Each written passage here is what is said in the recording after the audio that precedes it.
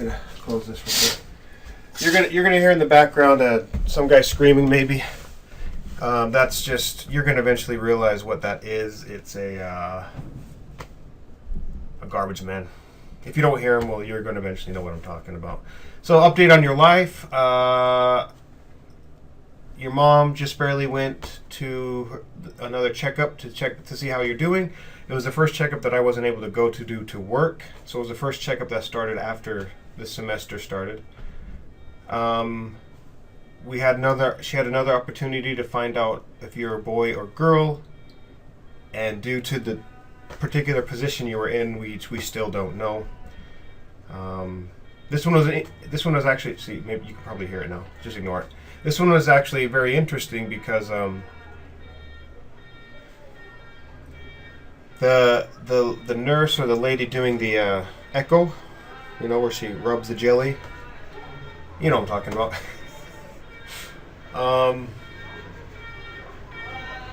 Alright. I'm gonna just let us experience this. This is Japanese garbage men right here. See if you can see it. There's no way you're gonna see that. It's too bright. So he's saying "olai, olai." It's what you say when someone's backing a car up. You'll eventually learn what cars and backing them up and everything is. To tell them that it's all right. Right? It's funny. All right. Shortened olai. I don't know how that word made its way from English to Japan. No idea. The origin of that foreign word becoming part of Japanese vocabulary. No idea. Be interesting to find out. Where was I?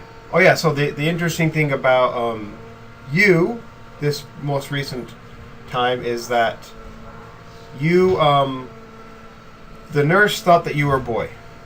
Like, her first thing was, you're a boy, because she saw what is, you eventually learn to be a penis. But then she noticed that the umbilical cord was also in the same location. So she's like, what I thought was a penis could have been the umbilical cord. Now, the image that you get from doing this echo thing, it's very, very unclear. So you could mistake something really long like an umbilical cord to be a penis, because you can't see it that well. And so I think the one thing that's keeping us from being able to say 100% you're a boy is that we have not seen your little cute balls. That seems to be the one thing that it's unmistakably boy, is when you see the round little balls. Like, and Amy's told me that in all these conversations she's had with people, they've always just been, it's been unmistakable. These are balls, you know. So we still don't know what you are, boy or girl. Still don't know. Amy's actually making notes. She's like she is documenting these experiences. So this is like her opinion, or like just the actual experience, and then this is you, right? Yeah, so in one of these photos, see how unclear that is? One of these photos, it looked like you were a boy, but we still don't know. And apparently, so here is like one of the clearest shapes we've had. This thing right here, that is your face. So that little hole in the middle, surrounded by those like puffy, spongy looking things, those are your lips. And Amy says that your lips look like mine.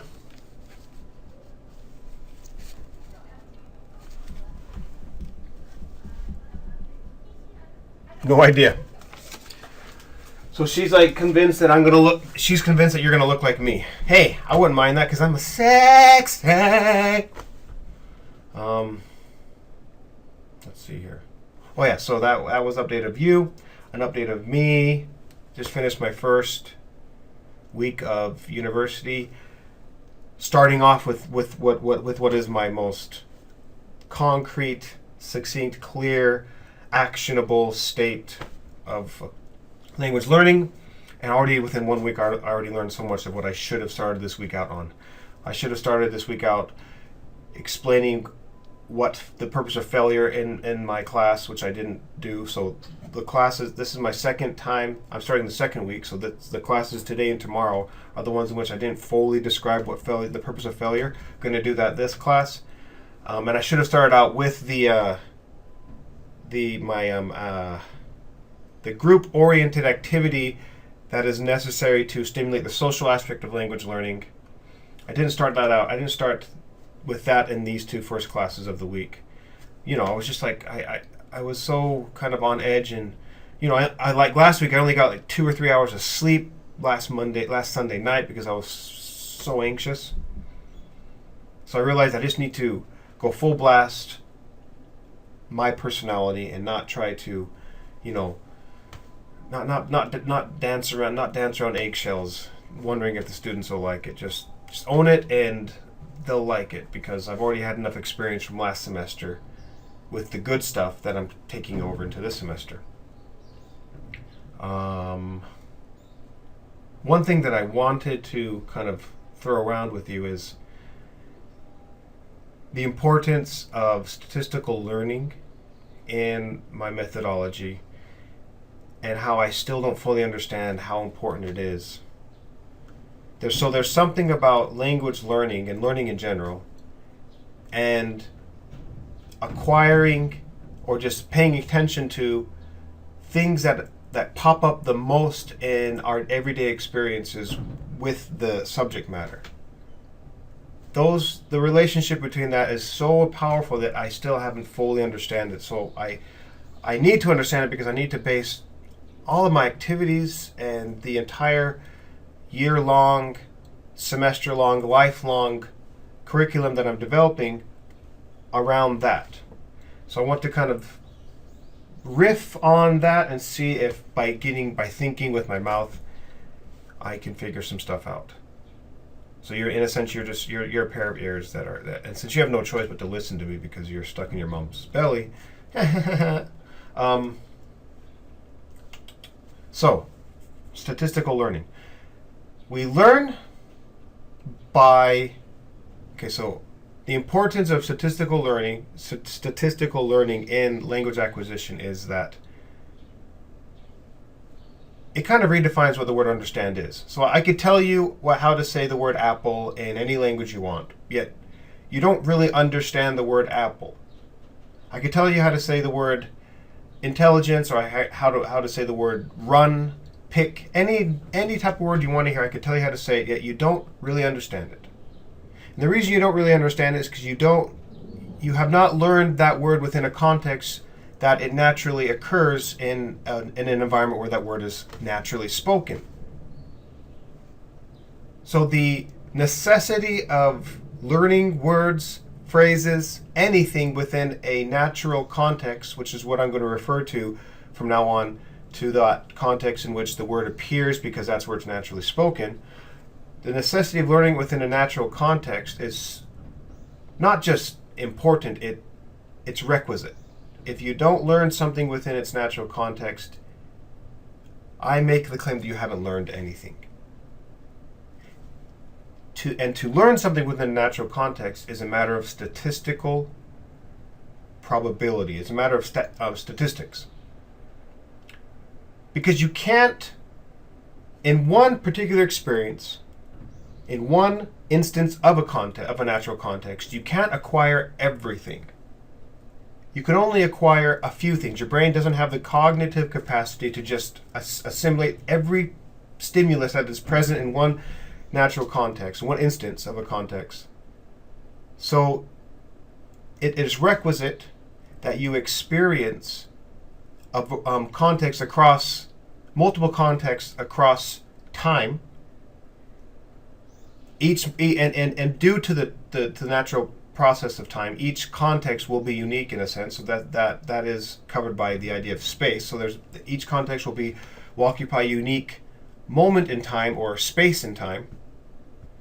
And so the only way to learn something within a natural context is to pick up or pay attention to the thing that pops up the most across these unique instances, these spaces, these varied spaces across time.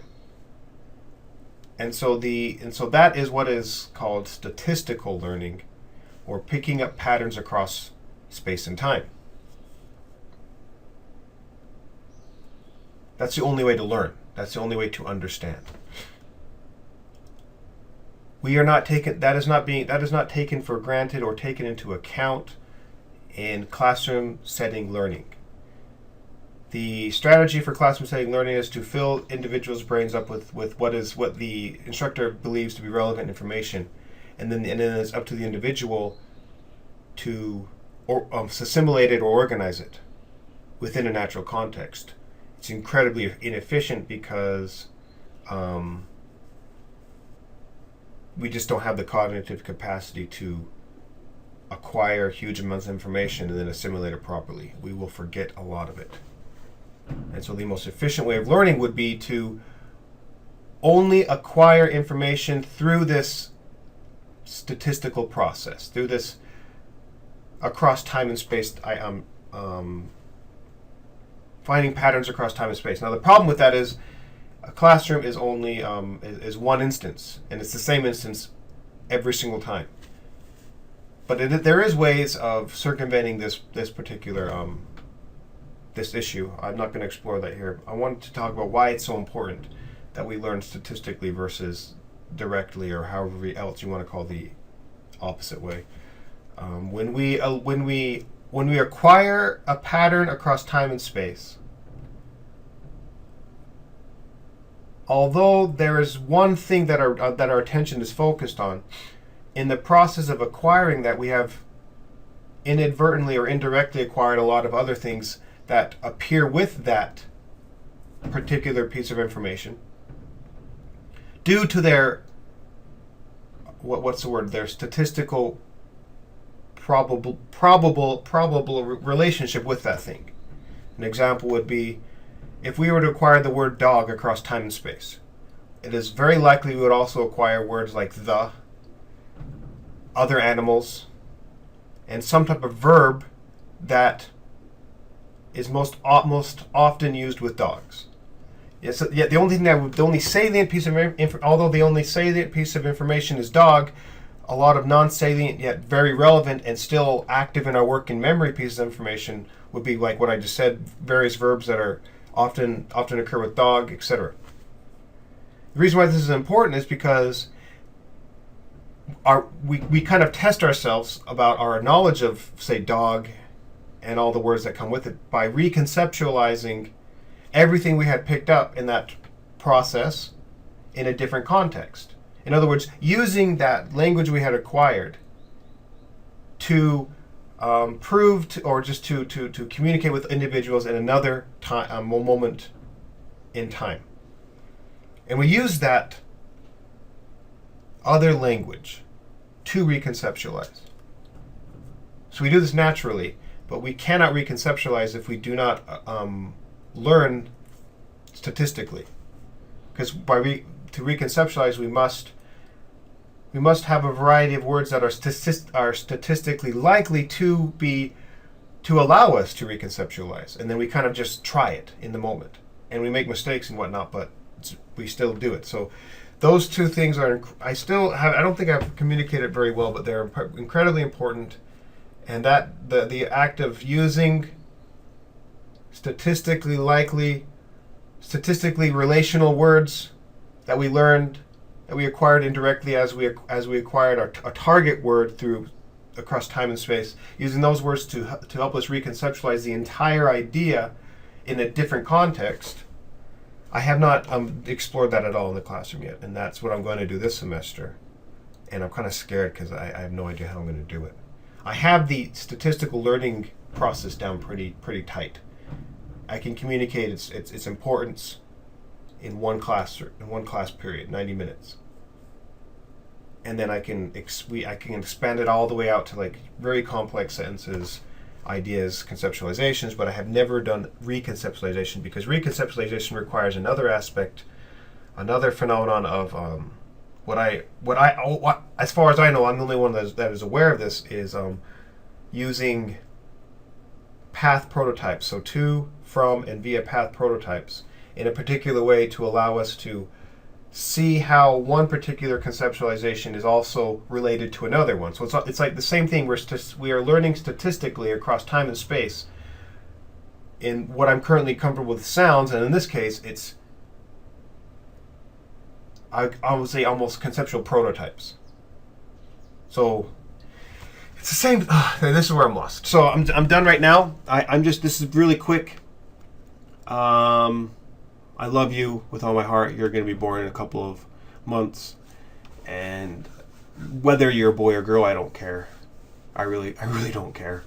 I just want you to exist, because I am so happy to be myself and see how you become, and to like get angry with you and sad and happy and all these emotions with you. Love you so much. Bye bye.